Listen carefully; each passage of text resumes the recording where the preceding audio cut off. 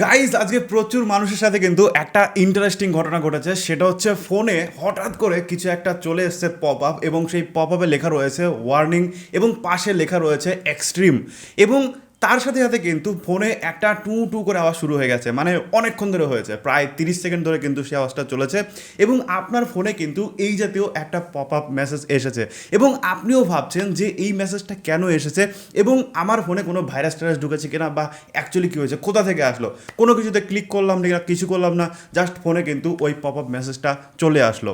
So এই মেসেজটা কেন এসেছে, কীভাবে এসেছে এবং কে পাঠিয়েছে, সমস্ত কিছু এই ভিডিওতে এক্সপ্লেন করবো। সো দেখতে থাকুন সম্পূর্ণ ভিডিও। অ্যাকচুয়ালি এই যে পপ আপটা কিন্তু কারো কারো কাছে আবার দুবার এসেছে, কারো কাছে ইংলিশে এসেছে প্রথমে, তারপরেই কিন্তু সেটা আবার বাংলায় এসেছে। ইংলিশটা যদি দেখেন সেক্ষেত্রে ইংলিশে কিন্তু ওপরে লেখা রয়েছে এমার্জেন্সি অ্যালার্ট, এবং তার পাশে কিন্তু এক্সট্রিম লেখা রয়েছে। বাংলা যদি দেখেন সেক্ষেত্রে বাংলাতেও কিন্তু সেম এমার্জেন্সি অ্যালার্ট, পাশে কিন্তু এক্সট্রিম লেখা রয়েছে, এবং এখানে কিন্তু পুরো জিনিসটা লেখা রয়েছে যে অ্যাকচুয়ালি এটা কি।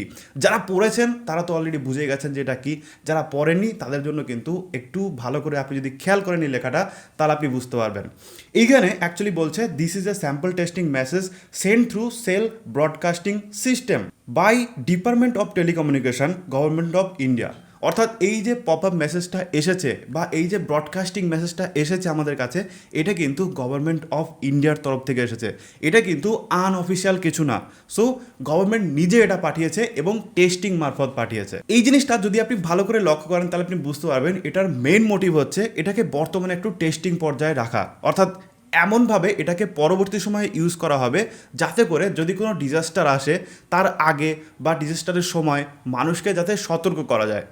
দেখুন, এরকম টাইমে কিন্তু আমরা যেটা দেখি সেটা হচ্ছে অনেকের বাড়িতে কিন্তু কারেন্ট থাকে না, কিন্তু মোবাইল কিন্তু চলে, অনেকের কিন্তু আবার অনেক ধরনের সমস্যা হয়, কিন্তু হাতে মোবাইল কিন্তু সবসময় থাকে।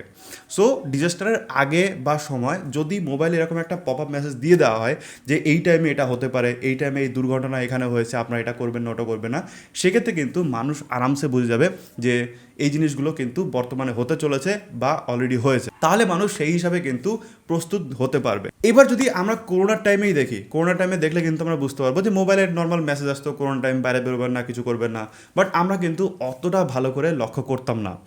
এর পাশাপাশি আমরা যদি দেখি সেক্ষেত্রে টিভিও কিন্তু আমরা সবসময় দেখি না, আমরা কিন্তু নিউজ চ্যানেলও সবসময় খুলি না, আমরা কিন্তু এন্টারটেনমেন্ট বা হাবিজাবি খুলে কিন্তু বসে থাকি। বাট ফোনে যদি এমন একটা পপ আপ মেসেজ আসে যেখানে এমার্জেন্সি অ্যালার্ট বাজছে এবং সেখানে মানে যাই করেন না কেন আপনার সামনে ওটা থাকবেই, তো সেক্ষেত্রে কিন্তু আপনি ওটাকে দেখতে বাধ্য।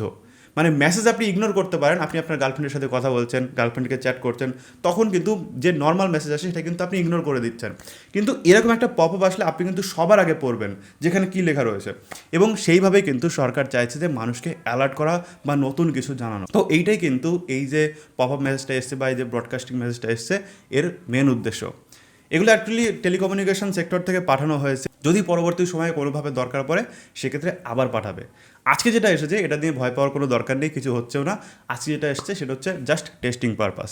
আশা করি আমি আপনাদের পুরো বিষয়টা বোঝাতে পেরেছি, যদি বোঝাতে পেরে থাকি সেক্ষেত্রে অবশ্যই একটা লাইক করবেন আর শেয়ার করে দেবেন আপনার বন্ধুদের কাছে যারা এটা নিয়ে ওয়ারিড রয়েছে বা যারা ভাবছে এটা কেন এসছে, এটার মানে কি এবং এটা দিয়ে কী হবে, কেউ ভয় পাচ্ছে যে মানে ভাইরাস ঢুকে গেল কিনা, আমার ফোন হ্যাক হয়ে গেল কিনা।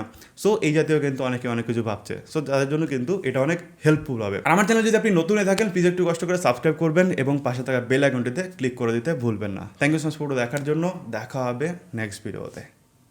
টাটা।